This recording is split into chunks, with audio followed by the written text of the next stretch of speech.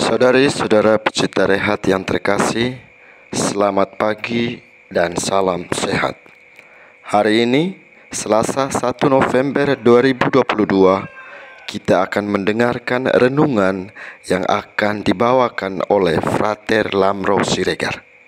Injil yang akan kita renungkan hari ini diambil dari Injil Matius bab 5 ayat 1 sampai 12. Mari kita dengarkan bersama. Ucapan bahagia. Inilah Injil suci menurut Matius. Ketika Yesus melihat orang banyak itu, naiklah ia ke atas bukit, dan setelah ia duduk, datanglah murid-muridnya kepadanya.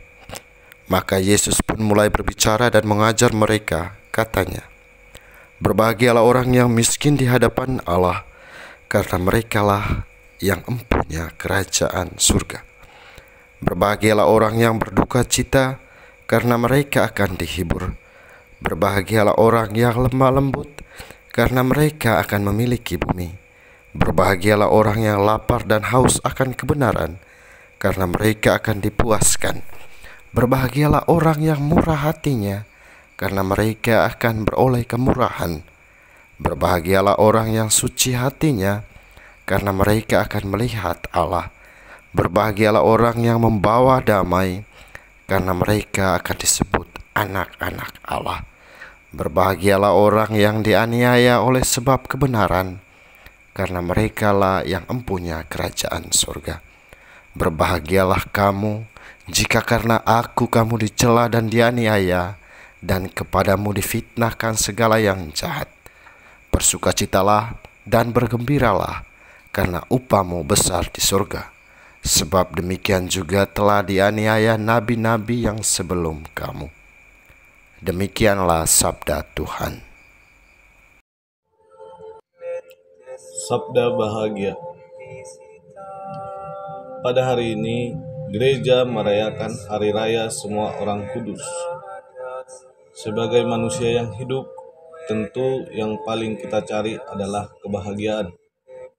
Dalam bahasa Yunani disebut dengan eudaimonia.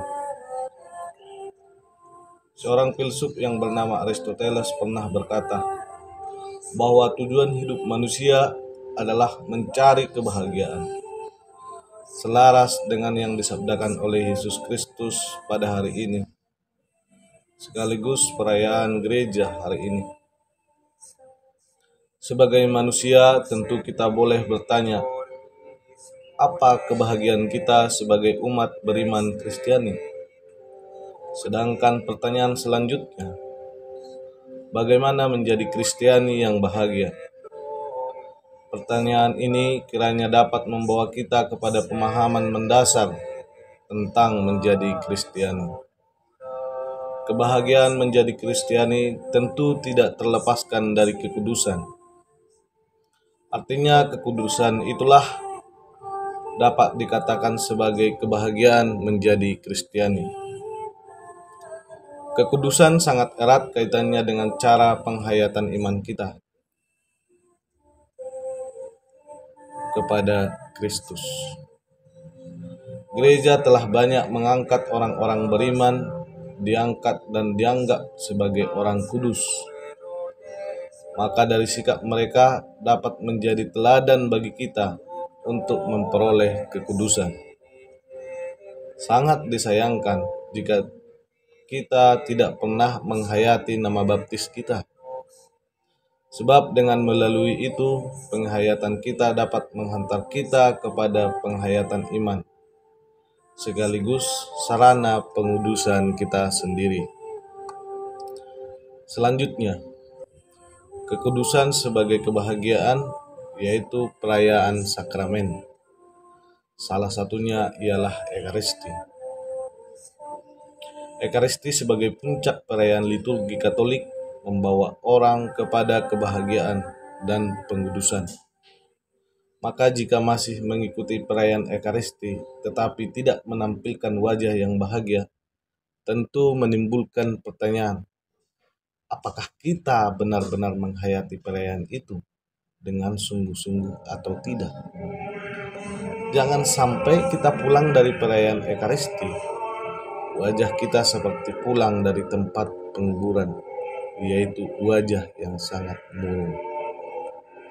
Sedangkan dengan perayaan Ekaristi itu, kita merasakan pengudusan atau tidak.